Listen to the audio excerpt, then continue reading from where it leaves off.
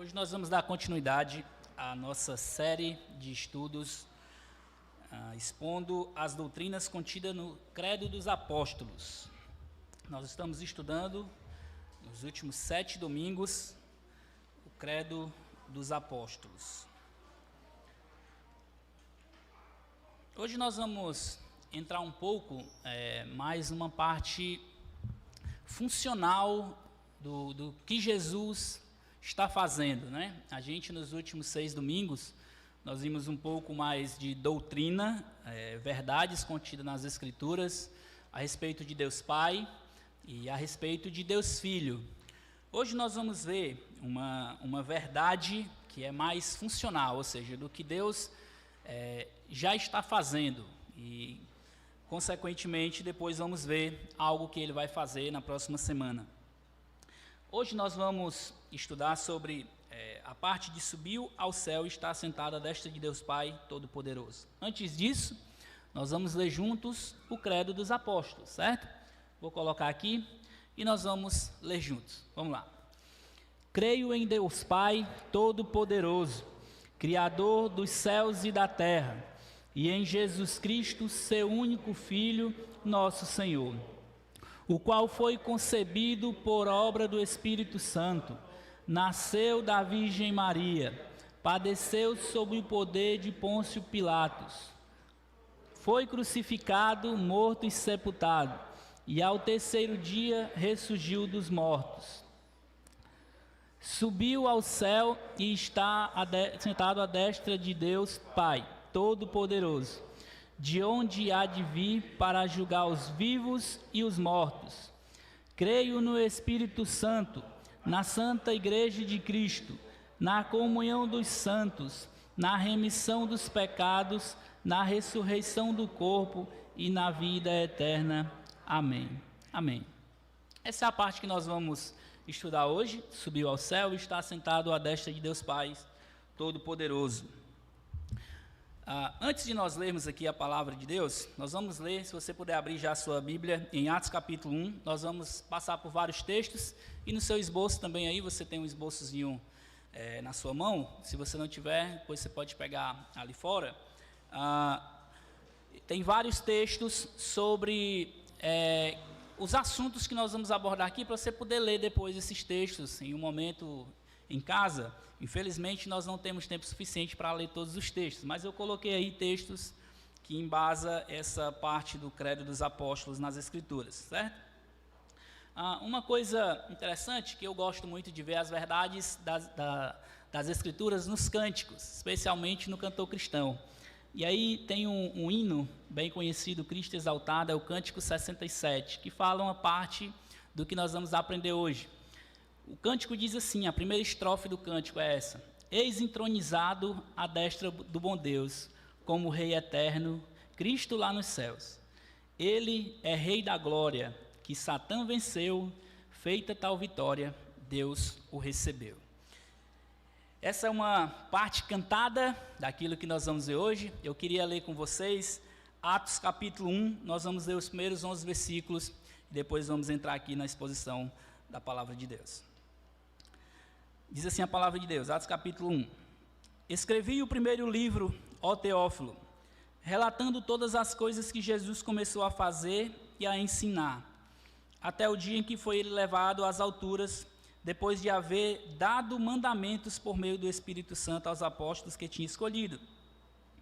Depois de ter padecido, Jesus se apresentou vivo a seus apóstolos, com muitas provas incontestáveis aparecendo-lhes durante 40 dias e falando das coisas relacionadas ao reino de Deus. E comendo com eles, deu-lhes ordem: não se afastem de Jerusalém, mas esperem a promessa do Pai, a qual vocês ouviram de mim. Porque João, na verdade, batizou com água, mas vocês serão batizados com o Espírito Santo dentro de poucos dias. Então os que estavam reunidos com Jesus lhe perguntaram: será que este tempo em que o Senhor irá restaurar o reino de Israel? Jesus respondeu: não cabe a vocês conhecer os tempos ou épocas que o Pai fixou pela sua própria autoridade, mas vocês receberão poder ao descer sobre vocês o Espírito Santo, e serão minhas testemunhas, tanto em Jerusalém, como em toda a Judéia e Samaria e até os confins da terra. Depois de ter dito isto, Jesus foi elevado às alturas à vista deles, e uma nuvem encobriu dos seus olhos. E estando eles com os olhos fixos no céu enquanto Jesus subia, eis que 2 homens vestidos de branco se puseram ao lado deles e lhe disseram: Homens da Galileia, por que vocês estão olhando para as alturas? Esse Jesus que foi levado do meio de vocês para o céu, virá de modo como vocês o viram subir. Vamos orar mais uma vez, irmãos. Nosso Pai, muito obrigado pela Tua palavra, infalível, suficiente para tudo que precisamos. Obrigado, Senhor Deus, pela oportunidade de podermos abrir livremente aqui Tua palavra, para estudarmos e aprendermos. Mas o meu pedido é que nós não sejamos somente ouvintes da palavra, como o Tiago diz, mas que nós sejamos praticantes. Venhamos sair daqui, Senhor Deus, lembrando das verdades que vamos aprender aqui e dispostos a praticar aquilo que a Tua palavra vai nos encorajar a fazer. Ajude-nos, Senhor Deus, a aprender somente o que a Tua palavra diz. Que todas as minhas opiniões de quem quer que seja, sejam silenciadas diante da Tua palavra. Em nome de Jesus, amém. Irmãos, essa, como eu falei, é uma parte mais prática, para usar uma palavra melhor, uma parte mais prática do credo. Aqui a gente vai ver já que Jesus, ele subiu ao céu. Nós já vimos sobre o sofrimento de Jesus, nós vimos sobre que Jesus de fato foi crucificado e morreu, nós vimos que Jesus venceu a morte, ressuscitou, e agora nós vimos que Jesus ele foi para o céu e está sentado à destra de Deus Pai Todo-Poderoso. Essa é uma parte, estudando um pouco do credo, essa é uma parte que muitos deles, daquelas pessoas, discípulos que escreveram esse credo, eles queriam enfatizar também uma parte da autoridade de Jesus, né? Jesus está à destra de Deus, ele também tem autoridade. Em certos aspectos, a gente vai ver no decorrer da exposição aqui, que Jesus, ele já tem aspectos do reino iniciados aqui no nosso meio. Nós vamos ver que há um desejo iminente, o que nós esperamos, o reino presente de Jesus.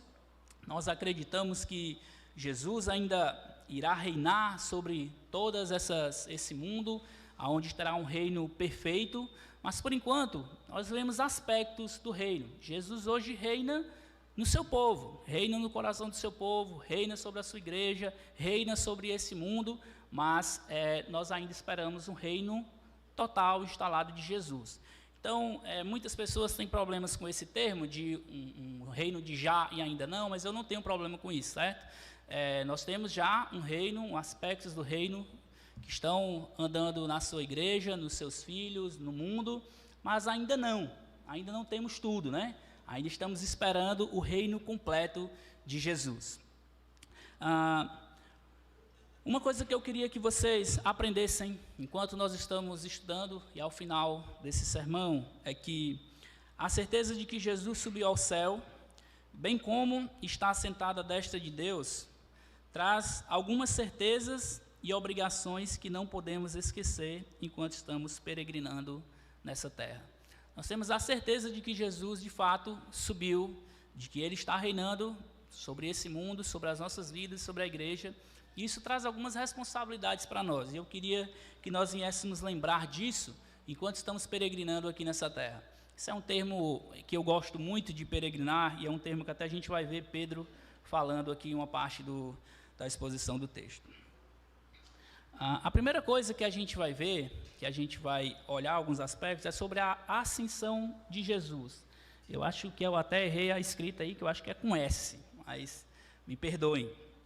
A ascensão de Cristo, certo? A gente viu aqui nesse texto que nós lemos de Atos capítulo 1, que os discípulos viram realmente ali Jesus, ele sendo elevado aos céus. A gente vai ver algumas verdades sobre isso.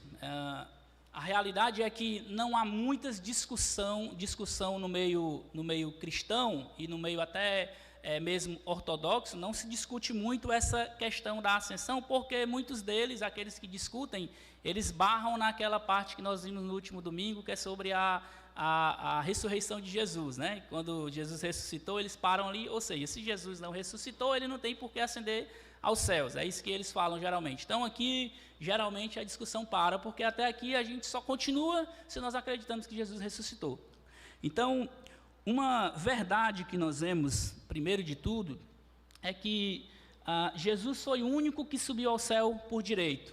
Nenhum de nós aqui vai para o céu porque nós temos direito ao céu, por assim dizer. Nós vamos para o céu pela graça de Deus. Nós vamos subir ao céu pelo trabalho que Cristo fez, como nós vimos. Jesus não. Jesus ele subiu por direito dele.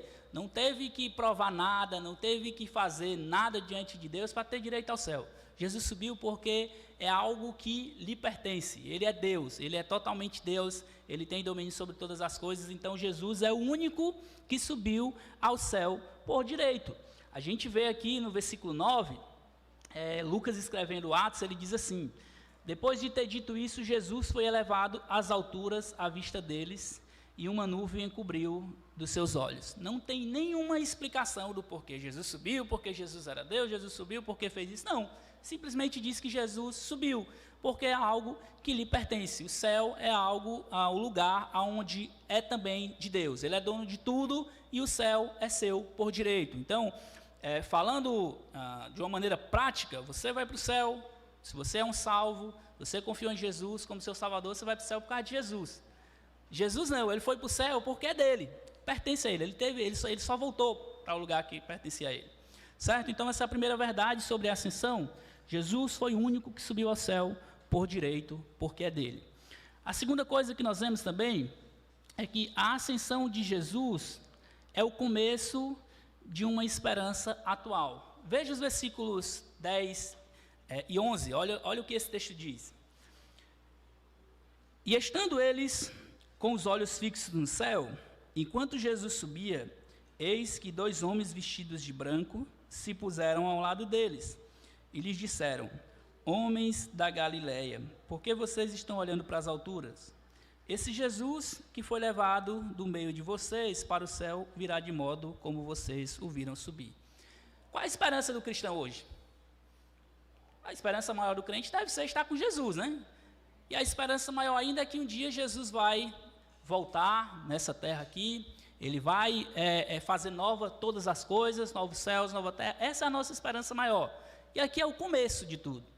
Quando Jesus foi, aqui é o primeiro momento que ele diz assim, você chega lá, 2 homens de branco, certamente 2 anjos aqui, e ele diz assim: por que vocês estão olhando para o céu? Está vendo esse Jesus aí que vocês acabaram de ver subindo? Pois é, ele vai voltar desse mesmo jeito. Aqui é onde se inicia a esperança da igreja. Aqui é onde vai ser instalado logo depois, aqui, Atos capítulo 2, a gente vai ver o início da igreja, mas aqui é onde está baseada a esperança. Porque se nós estamos só olhando aqui para as coisas, fazendo o que tem que fazer, sendo pessoas boas, falando de Jesus, qual a nossa esperança maior? Não, nossa esperança maior é que um dia o Senhor Jesus, ele vai reinar novamente sobre tudo isso aqui. Nós vamos ver Jesus voltar, nós vamos estar com Cristo novamente. A ascensão de Jesus é o começo, é o início da esperança atual que temos. Aí está o início. Outra coisa também que nós vemos, ele pode nos garantir morada lá no céu. Se ele foi para lá, ele pode nos garantir morada.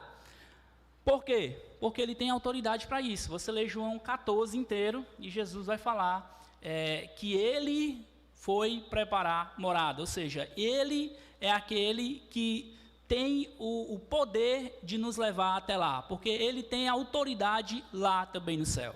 Então, o único que pode, isso a gente vai ver em diversas partes das Escrituras, inclusive um texto que a gente leu aqui em Atos capítulo 4, 12, é que não há salvação em nenhum outro, é somente por meio de Jesus, é somente por causa de Jesus que nós temos acesso ao céu.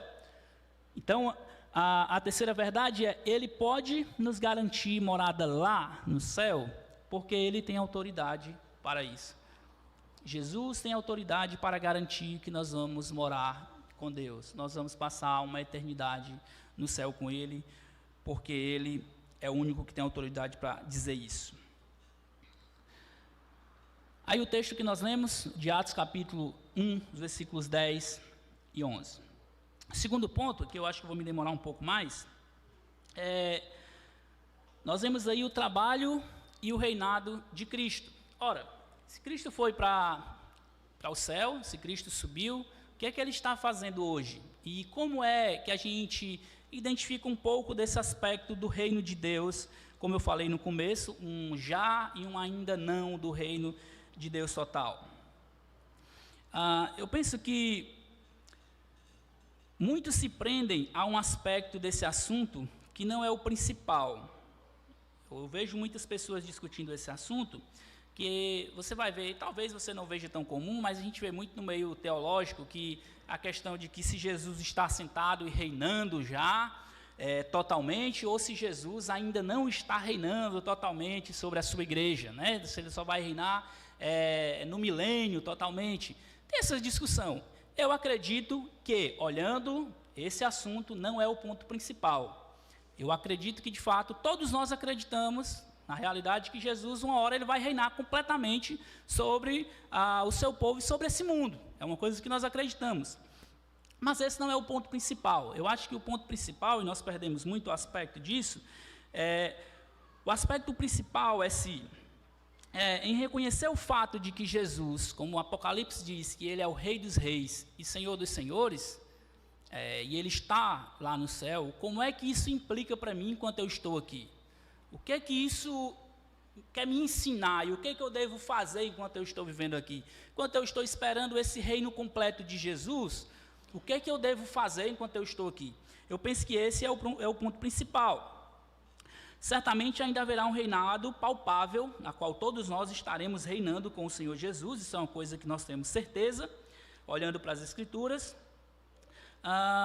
Mas enquanto nós não estivermos lá com Ele, o que é que nós vamos fazer agora, aqui, enquanto nós estamos caminhando?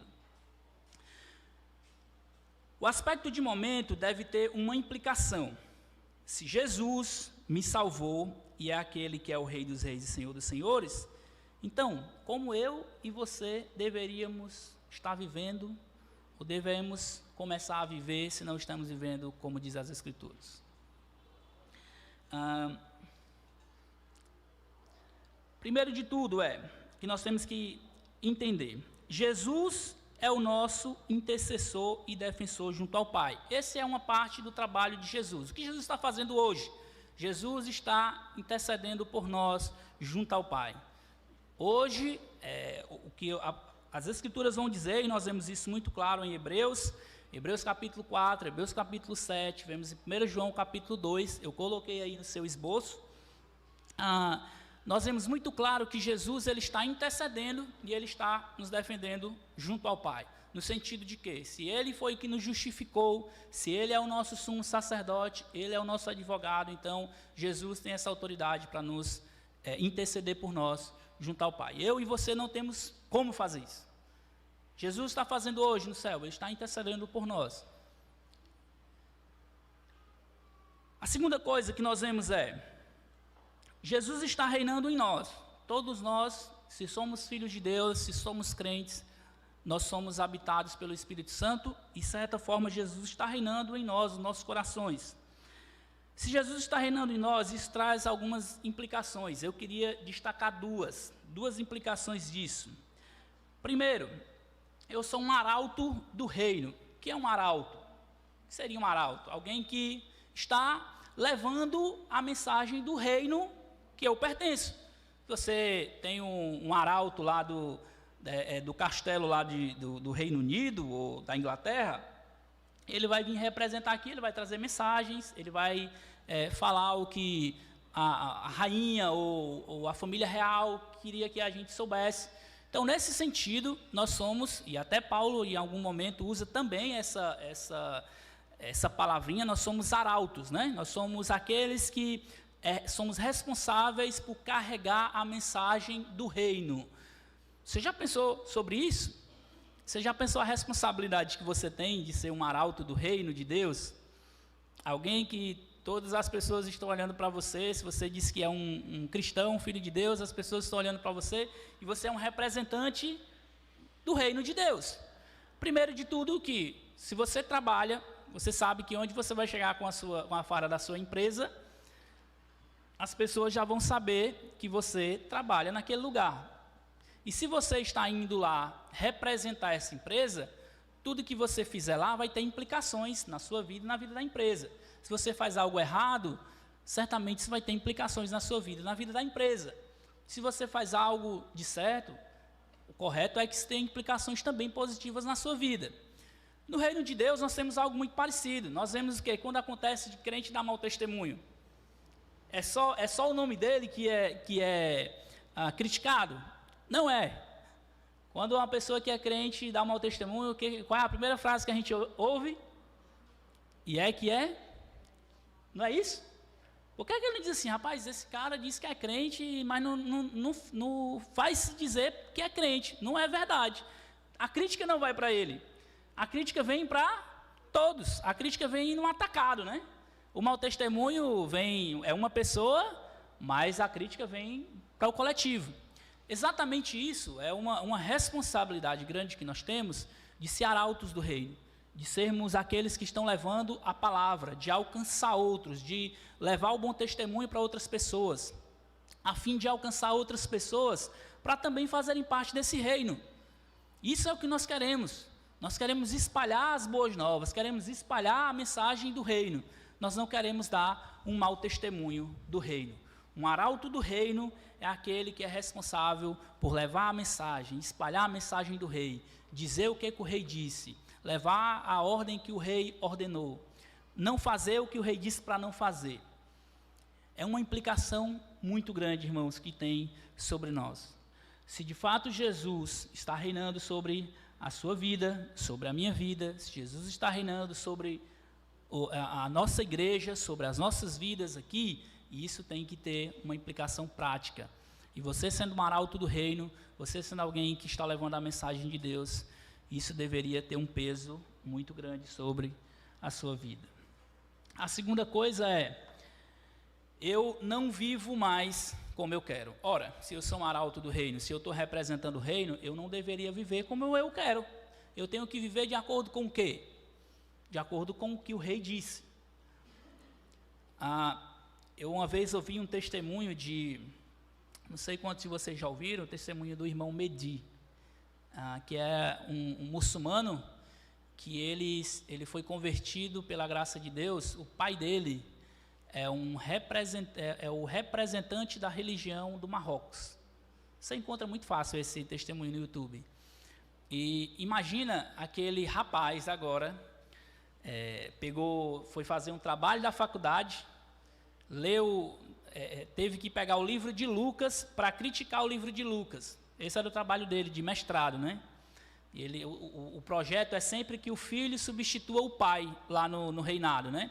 E ele morava dentro lá do Palácio Real, o pai dele tinha um lugar lá, porque era uma pessoa importante, tinha regras, tinha uma maneira de viver. Só que quando ele leu o Evangelho de Lucas em árabe, a graça de Deus abriu os olhos dele. Ele se converteu. O que ele tinha que fazer? Ele não podia mais ficar ali. Ele tinha regras. Se ele ficasse lá, ele morria. E até hoje, se ele voltar no Marrocos, ele morre. O reino de Deus não é um reino de ameaça. Não é um reino de ameaça. Deus, ele não está aqui dizendo a todo mundo, se você não fizer isso, eu vou lhe matar. Se você não fizer isso, você vai... Tem consequências para quem desobedece a Deus? Tem consequências. Mas nós deveríamos viver uma vida exemplar, porque nós olhamos tudo o que Jesus fez por nós. Isso aqui é uma parte prática. Nós olhamos o que Jesus fez, sofreu, morreu, foi crucificado, ressuscitou, tudo por nós. Se eu faço parte do reino desse Senhor que reina sobre a minha vida, eu não deveria viver como eu quero. Eu deveria viver de acordo com o que Ele diz. E isso não deveria ser um peso para nós. Isso deveria ser um prazer. Imagina você viver para obedecer, viver para agradar aquele que fez o trabalho completo para salvar a sua vida. Isso deveria ser um prazer grandioso para nós. Luiz Berkoff, ele diz uma coisa muito interessante falando sobre essa questão do reino. Ele diz assim: O reino de Deus, por um lado, é uma realidade espiritual e presente nos corações e vidas dos homens. Isso é uma realidade espiritual. Porém, por outro lado, é também uma esperança futura, que terá um lugar até a segunda vinda de Cristo. Ou seja, o que ele está dizendo aqui é que hoje o reino de Deus é uma realidade espiritual para nós, mas ao mesmo tempo esse reino ele está se desenvolvendo e ele tem lugar ainda para novos súditos, ele tem lugar ainda para novos arautos, e a responsabilidade por espalhar isso e alcançar e buscar esses novos arautos é nossa, de testemunhar, de buscar, de espalhar a mensagem, de trazer essas novas pessoas para o reino é nossa. Até o dia da segunda vinda de Cristo, nós temos essa responsabilidade de espalhar a mensagem do Rei. A terceira coisa que nós aprendemos aqui, que nós vemos também nessa parte do credo nós vimos sobre a ascensão de Jesus, nós vimos sobre o trabalho e uma parte do reinado de Jesus, mas nós também vemos aqui algo que implica muito, se Jesus está lá ao lado do Pai, está reinando ao lado do Pai, o que isso implica também é o domínio de Jesus. Qual é o limite que a gente vê do domínio de Jesus sobre esse mundo e sobre as nossas vidas? Uma coisa muito interessante que, quando a gente lê aí Romanos, capítulo 11, Paulo, depois que olha todo o trabalho de Jesus, assim como nós estamos fazendo aqui, trabalho de eleger, de morrer por pecadores como nós, de ser moído na cruz e ainda mais de garantir a salvação a despeito dos nossos pecados, Paulo ele conclui a parte mais teológica de Romanos, falando esse trecho maravilhoso que nós vemos em Romanos 11, 33 ao 36. Paulo ele diz assim: ó profundidade da riqueza, tanto da sabedoria como do conhecimento de Deus. Quão inexplicáveis são os seus juízos e quão insondáveis são os seus caminhos. Pois quem conheceu a mente do Senhor, ou quem foi o seu conselheiro? Ou quem primeiro deu alguma coisa a Deus para que isso lhe seja restituído? Porque dele, por meio dele, para ele, são todas as coisas. A ele seja agora a glória para sempre. Amém. Paulo ele está dizendo para nós aí, diante de tudo o que Jesus fez, tudo que nós deveríamos fazer, deveria ser também para ele. Ele conclui dizendo, porque dele, por meio dele, para ele, são todas as coisas. A ele seja a glória para sempre. Amém. O domínio de Jesus sobre esse mundo, o domínio de Jesus sobre a igreja, o domínio de Jesus sobre as nossas vidas em particular, é porque ele está lá reinando já no aspecto sobre as nossas vidas do lado de Deus. A palavra de Deus deixa muito claro isso. Ele está à destra de Deus Pai, isso mostra autoridade. Se ele tem autoridade também, ele tem esse domínio sobre as nossas vidas.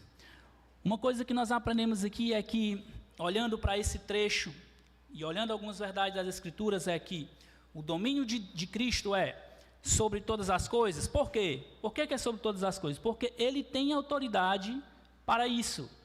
Ele tem autoridade para dizer isso. Eu confio no que Jesus disse, porque ele tem autoridade para, de fato, nos ordenar o que ele ordena. Perceba na grande comissão, quando a gente vê o início da grande comissão lá em Mateus 28, Jesus, ele começa dizendo assim, toda autoridade me foi dada no céu e na terra. Portanto, ou seja, se ele está dizendo que nós podemos ir fazer discípulos, se ele está dizendo que nós somos arautos e nós somos representantes dele, ele tem autoridade para dizer isso, e por isso eu confio no que ele diz. Se ele disse que eu e você devemos viver como nós devemos viver, se você de fato diz que é um filho de Deus, se você diz que é uma filha de Deus, você deveria viver como ele diz para você viver. Por quê? Porque ele tem autoridade para pedir isso. Toda autoridade foi dada a ele no céu e na terra. Portanto, ou seja, diante disso, vão e façam discípulos de todas as nações, batizando-os em nome do Pai, do Filho, do Espírito Santo, ensinando a guardar todas as coisas que você tem ordenado, e eis que eu estarei com vocês todos os dias, até a consumação dos séculos. Ele tem autoridade para dizer isso. Ele tem autoridade para dizer como eu devo viver. Ele tem domínio sobre todas as coisas, tem domínio sobre a igreja universal toda, a igreja, tem domínio sobre a minha vida, para dizer como eu deveria viver e, portanto, eu confio na autoridade dele. A segunda coisa é, se ele tem autoridade e domínio sobre todas as coisas, eu não deveria viver baseado no que eu vejo. Paulo, quando ele está falando lá para os irmãos de Corinto, do sofrimento que eles passam como apóstolo, está fazendo ali uma defesa do seu apostolado, ele diz assim, a gente passa por sofrimento, a gente vê aí vocês, às vezes, até luxando, nós estamos sofrendo, nós somos tidos como a escória do mundo. Mas ele diz uma coisa interessante, ele diz, porém, nós não vivemos baseado no que nós vemos. Nós não andamos baseado no que nós estamos vendo aqui, nós andamos baseado no que cremos, pela fé.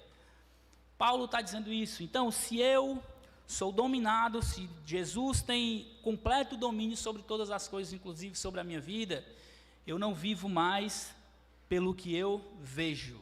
Eu não vivo mais somente pelo aqui e agora. Eu não vivo mais só pela minha visão limitada. Eu vivo uma vida pela fé no que ele disse. E aí é uma consequência. Se eu não vivo mais pelo que eu vejo, eu vivo aqui, mas não me seguro no aqui e agora. Isso é uma coisa que eu queria gastar um pouquinho de tempo, porque, infelizmente, muitos crentes hoje têm tido uma visão muito limitada da vida espiritual deles, certo? Eu não estou dizendo aqui que você não deva se preocupar com a sua vida, não estou dizendo aqui que você não deva trabalhar, que você não deva estudar, não estou dizendo que você não deva constituir família, porém, isso não deve ser o alvo principal.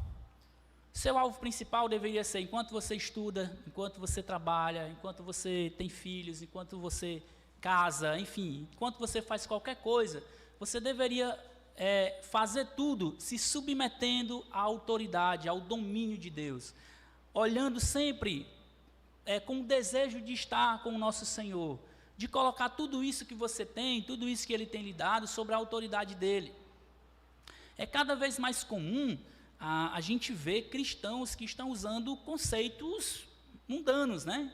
De que na área da família, na área da igreja, na área do trabalho, quanto que se nós somos de fato arautos do reino, se Jesus foi ao céu, se Jesus foi assunto aos céus, se Ele está dominando a minha vida, se Ele reina sobre a minha vida, eu deveria basear toda a minha vida no que Ele diz.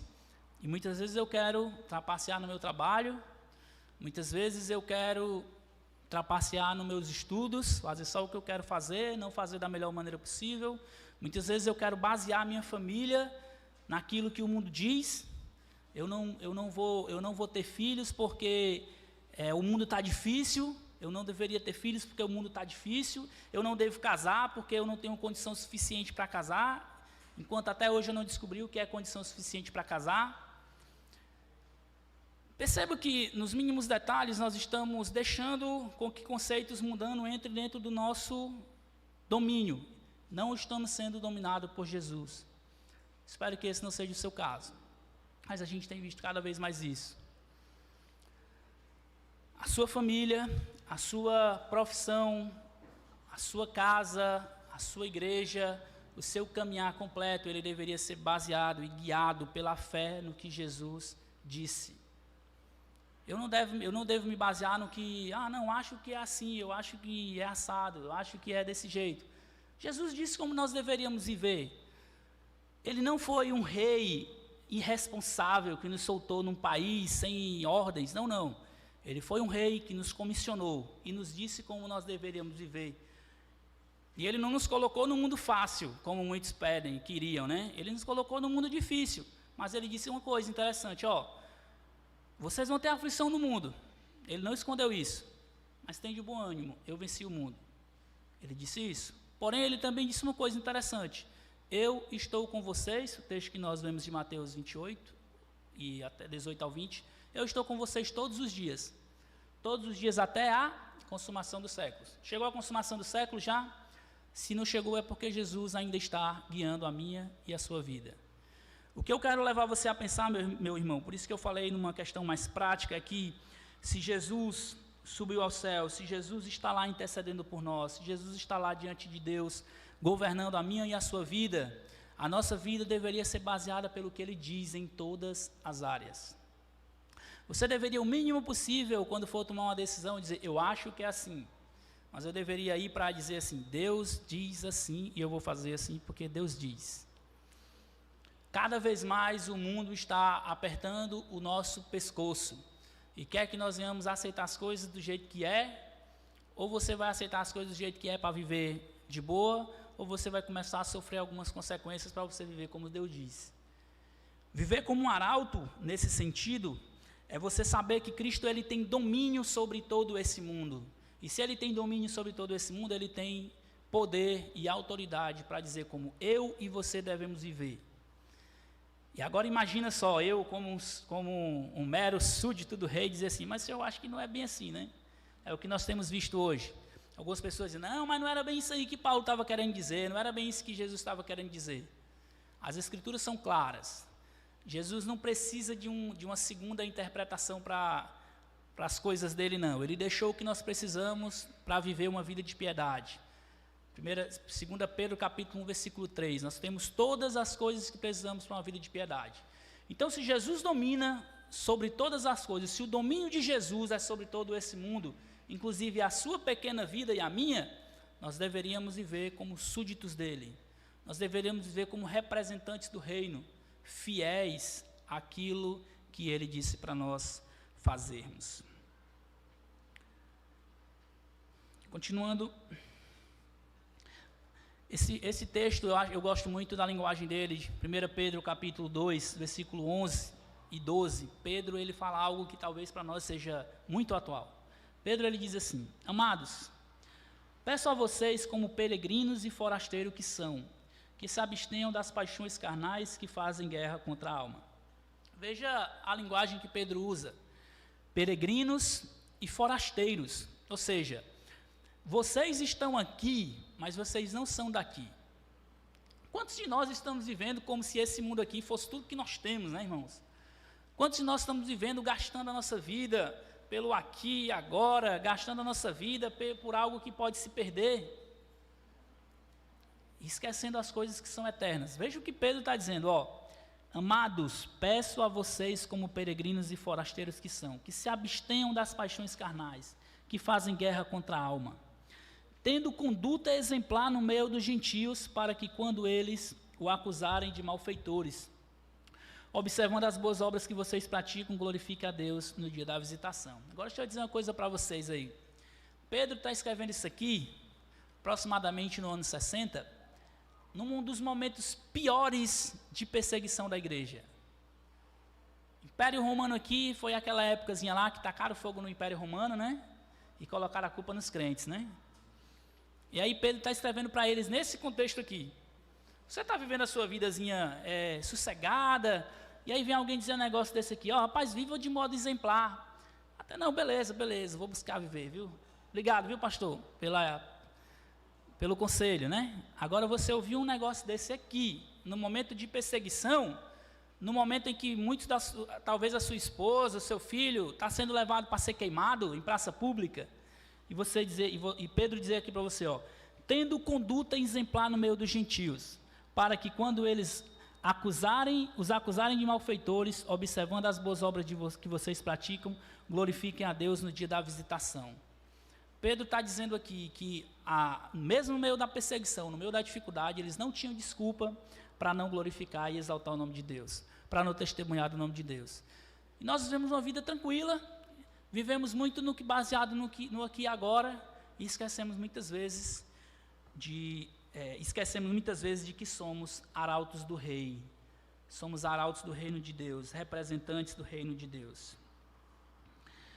Um outro cântico também do cantor cristão, cântico 98, que fala do triunfo de Jesus. O cântico diz assim, na primeira estrofe também, Jesus Cristo está assentado no seu trono de poder, tudo já tem consumado do que quis aqui fazer, ó que glória, no Senhor se pode ver. Jesus Cristo tem o poder e Ele já fez tudo, já tem o plano completo do que Ele vai fazer nesse mundo. O que nós devemos fazer é confiar e viver como representantes desse plano, desse reino. Ó que glória no Senhor se pode ver.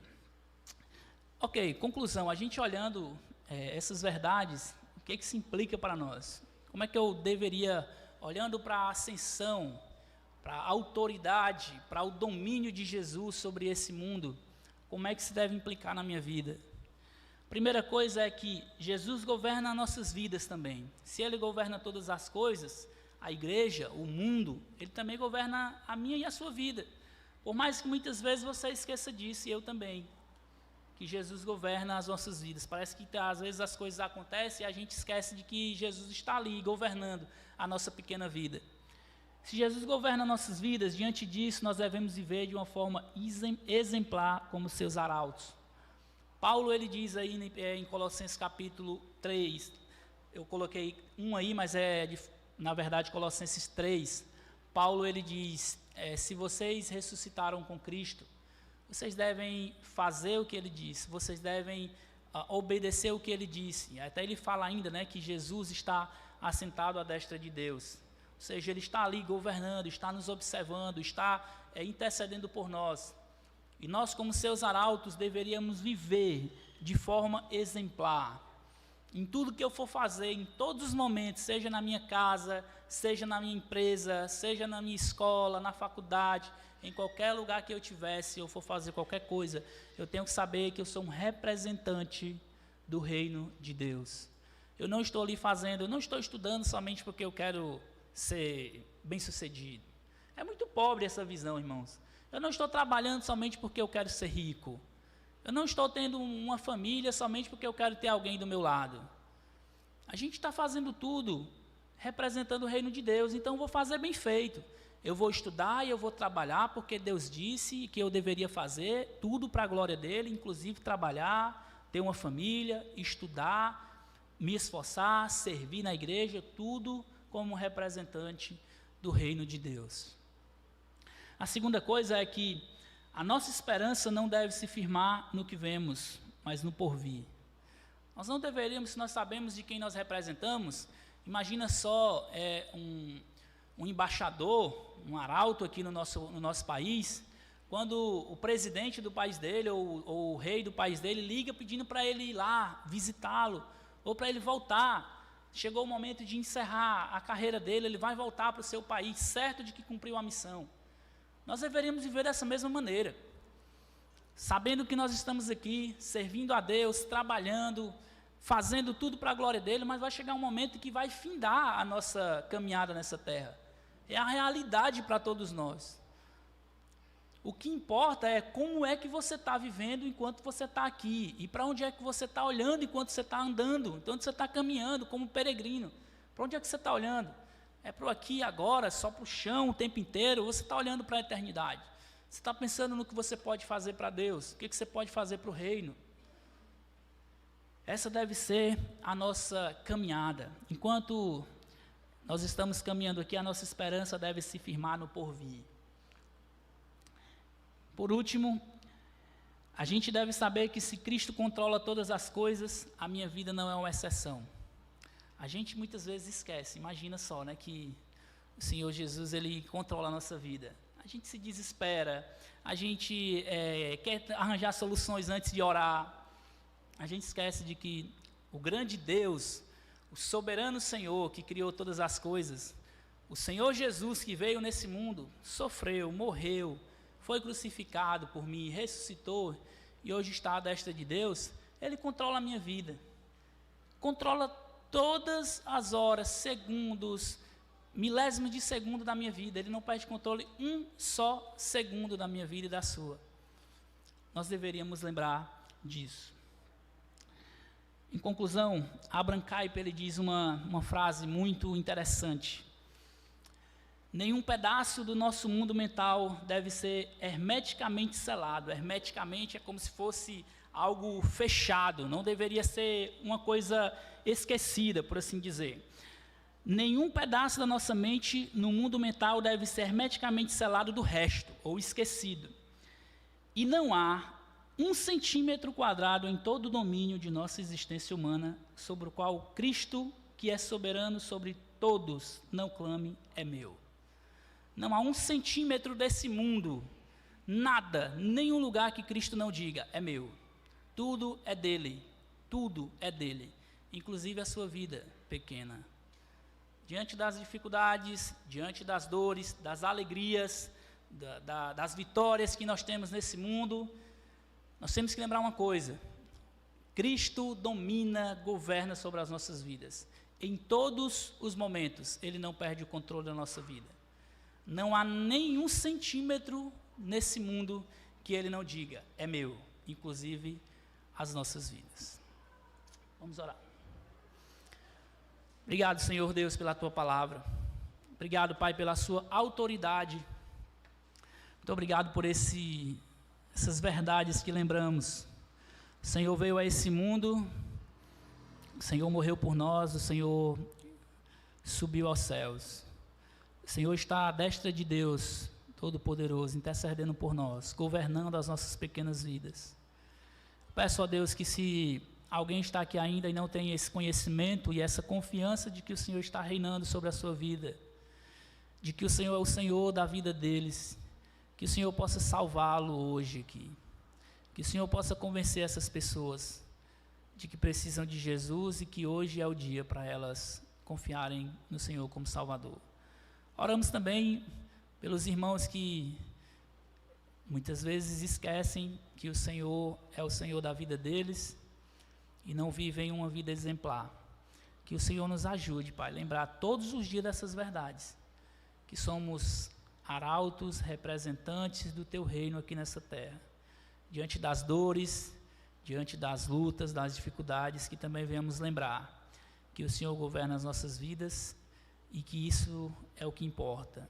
Independente do que aconteça, nós confiamos no Seu poder sobre as nossas vidas e sobre esse mundo. Em nome de Jesus te agradecemos. Amém.